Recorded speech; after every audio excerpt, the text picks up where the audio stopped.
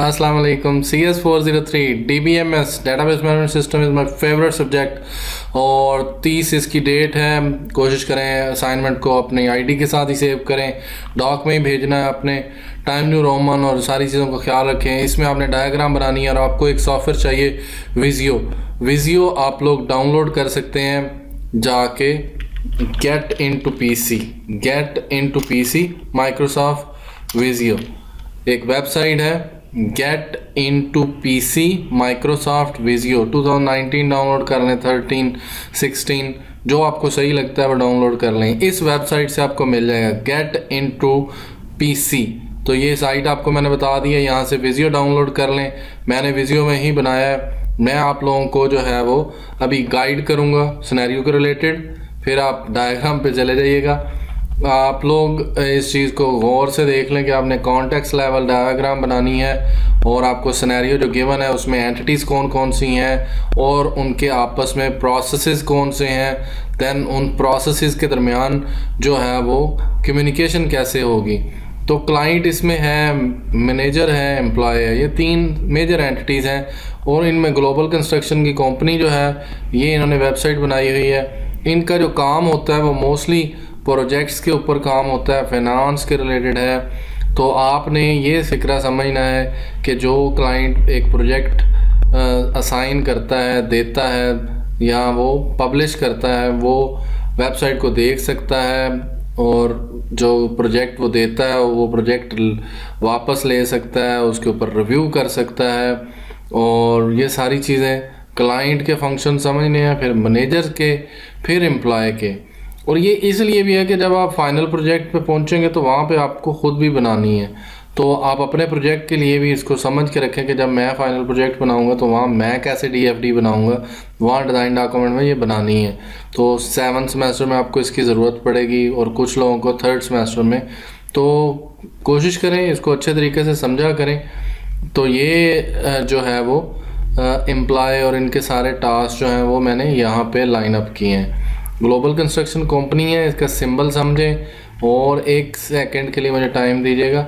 ये आपके page number 61 के ऊपर जो है वो DFD मैंने सर्च की है, 60 और 61। तो लेवल कॉन्टेक्स्ट लेवल क्या होता है, DFD क्या होता है, आप यहाँ से समझ सकते हैं। गीक्स फॉर गीक्स की साइट के ऊपर इसके रिलेटेड इंफॉर्मेशन है, फूड ऑर्डरिंग सिस्टम, तो उसको मैंने देखा है। गूगल पे जाके लिखें क्लाइंट मैनेजर एम्प्लॉय DFD तो आपको बहुत सारी मिल जाएंगी। उससे आपको आपकी अंडरस्टैंडिंग काफ़ी अच्छी हो जाएगी। बनाते वक्त आपको ये देखें तो कुछ लोगों ने यहाँ से ही कॉपी पेस्ट कर दी होगी, तो वो मेहरबानी करें कि देख लें कि क्या क्या फंक्शन आपको दिए हुए हैं, उन्हीं फंक्शंस को देखिएगा जो आपने प्लेस करवाने हैं। मैं यहाँ इसका जूम भी कर दूँ ताकि आपको क्लियरली नज़र आए कि मैंने किया क्या है। ये जब हम बनाते हैं कॉन्टेक्स्ट लेवल तो उसमें हमने बताना होता है कि क्लाइंट क्या करता है। क्लाइंट विज़िट कर सकता है वेबसाइट को, उसके बाद क्लाइंट जो है वो प्लेस कर सकता है ऑर्डर, और इस कंस्ट्रक्शन कंपनी के पास प्रोजेक्ट्स हैं तो उनको क्लाइंट व्यू कर सकता है, प्रोजेक्ट्स को फीडबैक दे सकता है, एरो को देखना है, और गेट रिसीट प्रोजेक्ट्स के ऊपर जो बिल पे करना होता है उसकी रिसीट उसे कंपनी प्रोवाइड करेगी। तो जो कंपनी देगी उसका एरो का मुंह देख लेना है किधर जा रहा है। उसके बाद आपने देखना है मैनेजर क्या करता है। मैनेजर जो है वो असाइन करता है प्रोजेक्ट्स। मैनेजर जो है वो ऑर्डर स्टेटस चेक कर सकता है। मैनेजर जो है वो जनरेट रिपोर्ट कर सकता है।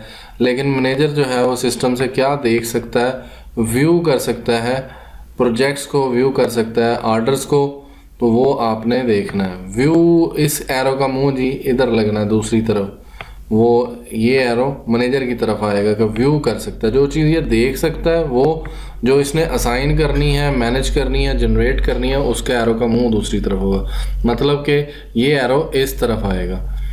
ओके, नेक्स्ट वन एम्प्लॉय है। एम्प्लॉय क्या कर सकता है, असाइंड प्रोजेक्ट्स को उसे प्रोजेक्ट असाइंड किया जा सकता है, सिस्टम उसको प्रोजेक्ट असाइन करता है, और एम्प्लॉय क्या करता है, उसका स्टेटस अपडेट करता है।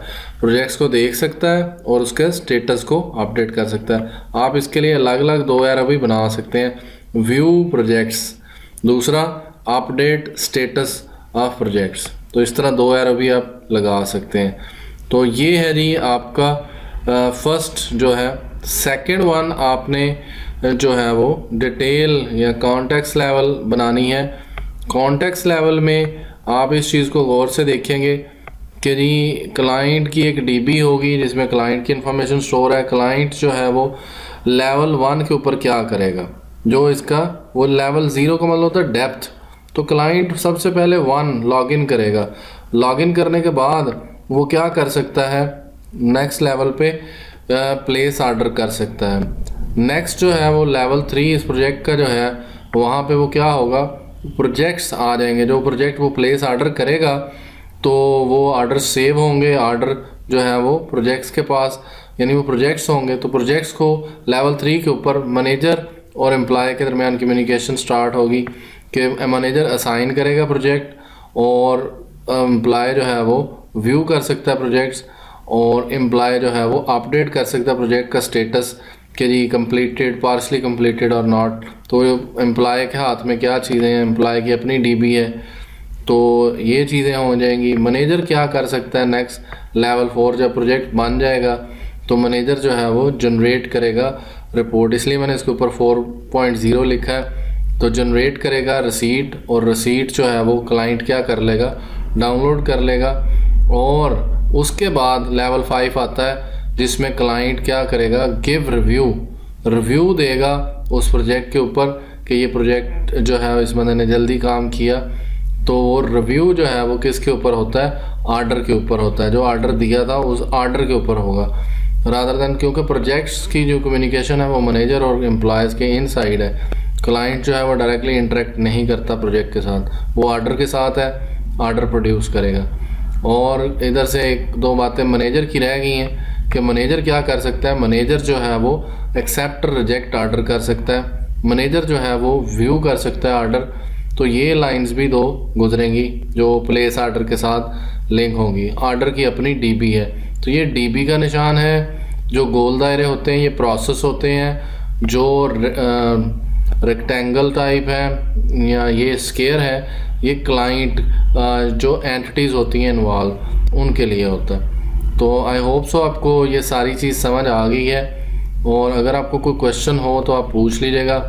और आप लोगों को लेना देना तो डायग्राम से ही है, वो आप देख के बना लें। कोई भी वेबसाइट जहाँ से ऑनलाइन बन सकता है बना लें, या फिर यहाँ विजियो के अंदर बनाएं ताकि आपकी सही प्रैक्टिस हो जाए।